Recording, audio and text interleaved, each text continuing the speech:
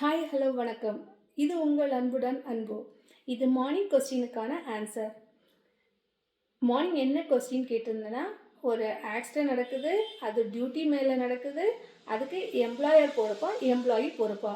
Answer is employer தான் பொறுப்பு.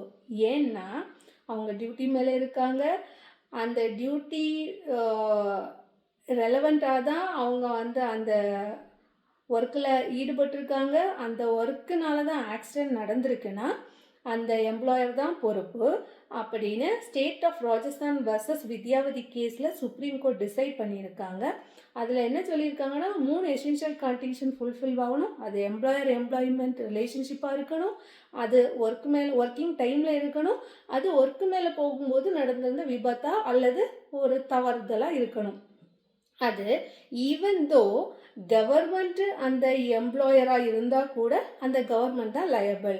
Same as well as private எம்ப்ளாயருக்கு என்ன அளவுக்கு லயபிள் இருக்கோ அதே அளவுக்கு லயபிள் ஸ்டேட்டுக்கும் இருக்குது. அந்த ஸ்டேட்டு எம்ப்ளாயராக இருந்தால் இந்த கேஸில் டிசைட் பண்ணியிருக்காங்க.